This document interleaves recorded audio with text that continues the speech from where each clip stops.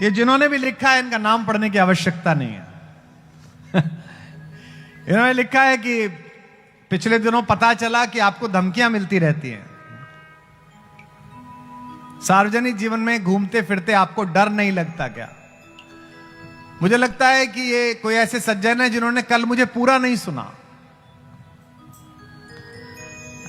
अगर गुजरात में रहकर भी मर्यादा पुरुषोत्तम श्री राम के इस भव्य विग्रह के नीचे बैठकर भी और पीठ पर बजरंगबली हनुमान के हाथ होने के बाद भी मैं डरूं, तो फिर राम भक्त छोड़ो, मैं मनुष्य ही नहीं हूं।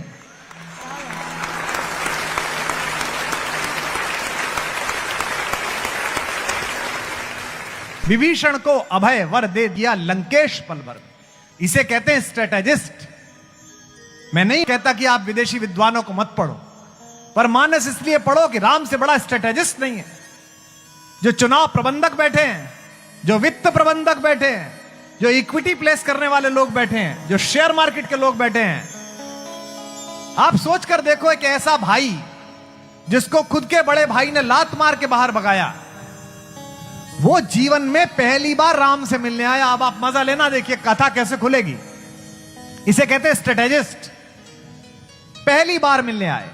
राम ने पहली बार विभीषण को देखा, विभीषण ने पहली बार राम को देखा। पहले सुग्रीव आए, कहा कि रावण के छोटे भाई विभीषण मिलना चाहते हैं। तो वानरों के कुछ सेनापतियों ने कहा मत मिलिए, कोई पता नहीं क्या आदमी हो। लेकिन राम ने कहा नहीं, अतिथि है, अतिथि जैसा भी हो मैं मिलूंगा, बुलाइए अंदर। एक छोटा सा युद्ध शिविर बना हुआ है, तो फिर भी लकड़ी का है, ऐसे ही पत्थरों का। उसमें राम एक शिला पर बैठे हुए हैं। सोच के देखिए, एक तरफ हनुमान है, पीछे शेष अवतार लक्ष्मण खड़े हुए हैं, जामवंत, सब चारों तरफ लोग हैं। प्रवेश किया विभीषण ने, राम ने खड़े होकर अभिवादन किया और क्या कहा? आपका स्वागत है लंकेश। ये ऐसे है जैसे वार्ड का कार्यकर्ता दिल्ली में सबसे बड़े दो नेताओं से मिलने जाए और वो कहें आओ विधायक जी, तो वो समझ जाता है कि हमारा तो पक्का।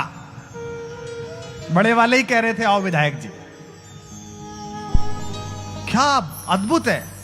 आओ लंकेश, अनुज सहित मिली ढिंग बैठारी। और बिठाया कहां? सामने कुर्सी नहीं दी, जिस शिला पर बैठे हुए थे उसी पर बिठाया। एक दो बार को तो विभीषण ने पीछे मुड़ के देखा होगा कि भैया तो नहीं आगे, लंकेश किसे बोल रहे हैं? लंकेश तो भाई साहब को बोला जाता है, मुझे क्यों बोल रहे हैं? यानी कि पहले दिन अपने समर्थन करने वाले आदमी में एक आशा का बीजारोपण राम ने किया कि चिंता मत कर, मैं हूं, मैं तुझे लंकेश बना दूंगा। अपने एम्प्लॉई में, अपने साथी में, अपने जीवन साथी में अगर आप अपना आत्मविश्वास निरूपित नहीं करते तो आप असफल पति हैं, असफल व्यापारी हैं, असफल नेता हैं। अगर आपके नाम का आत्मविश्वास उसके चेहरे पर नहीं है कि कोई चिंता नहीं है, मेरा नेता देख लेगा, मेरा जीवन साथी देख लेगा, मेरा बॉस देख लेगा, तो आप खराब लोग हैं। राम से सीखिए। अनुज सहित मिली ढिंग बैठारी। ये जो समरसता है, ये जो समाजवाद है, ये जो साम्यवाद है, जो आदमी परेशान हो उससे पहली बात क्या पूछोगे? ये पूछोगे और तुम्हारा स्ट्रेटेजी कैसी है, किला किधर से टूट सकता है, रावण के पास क्या हथियार? नहीं, ये तो बात की बात है यार। लोग पूछते हैं चुनाव कैसे जीते, मत कैसे मिले। मत मत गिनो, मत मत मांगो, लोगों का मन मांगो। मत तो अपने आप ही मिल जाएगा, मन मिल गया तो मत भी मिल जाएगा। उस हृदय के रास्ते से ही स्वीकारता जाती है, चाहे व्यापार की हो चाहे प्यार की हो। अनुज सहित मिली ढिंग बैठारी, बोले वचन भगत भय हारी। ऐसे वचन बोले जिनसे किसी भी भक्त का भय तिरोहित हो जाए। और क्या बोले? कहु लंकेश, हे लंकाधिपति, आज नहीं हो तो कल तो बनोगे ही। कहु लंकेश सहित परिवारा, आपकी फैमिली कुशल, कुठाहर बास तुम्हारा। इन दिनों खराब जगह पे आपका परिवार रह रहा है, सब सही तो है, बिटिया सही है, पत्नी आपकी सही है, परिवार सही तो है।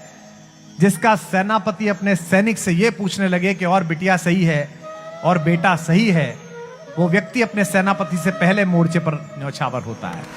ये राम का स्ट्रेटेजिक अलायंस। हो सकता है कि आपको लगता हो कि आज विजय इसके पास है और कल विजय उसके पास है, लेकिन अंततः विजय उसी के पास होती है जिसके पास राम जैसी मर्यादा हो। और यह शंका हर आदमी को होती है। यहां तक कि युद्ध करते हुए विभीषण ने जब पहली बार रावण को रणक्षेत्र में उतरते हुए देखा, तो रावण तो उतरा एयरफोर्स 1 में बैठ के, मार मिसाइल विसाइल।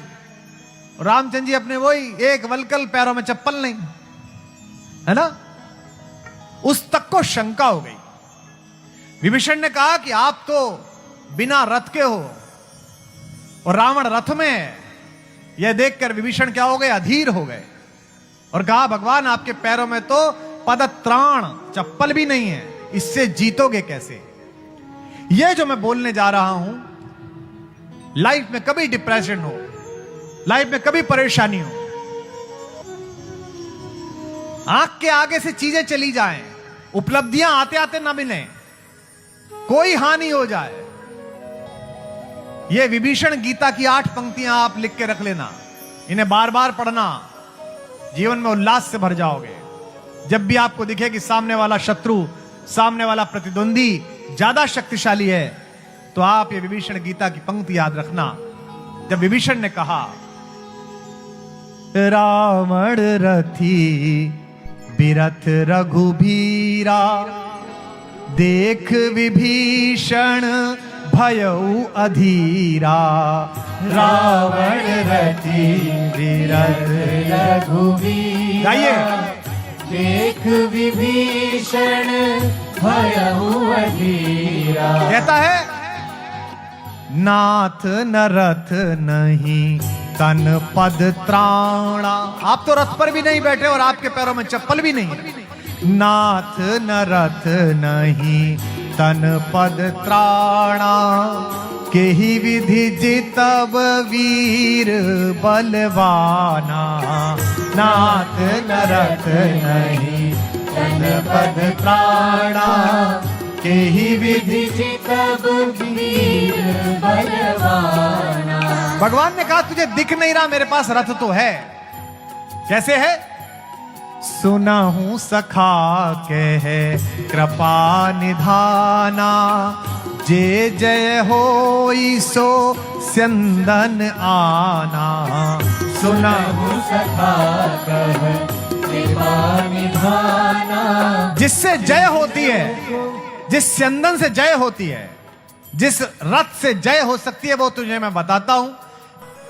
भगवान ने कहा मेरा रथ तुझे दिख नहीं रहा, लेकिन मेरे रथ में 2 चक्के लगे हुए हैं। किसके? पहला चक्का है शौर्य का और दूसरा चक्का है धीरज का।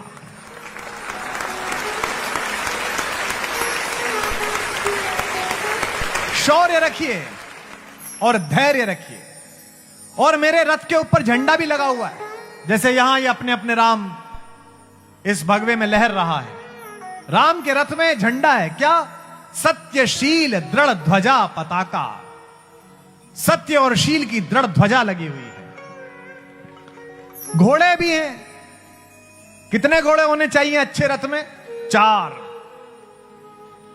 कौन कौन से? पहला घोड़ा बल, दूसरा घोड़ा विवेक बुद्धि। बल के साथ विवेक की बहुत आवश्यकता है।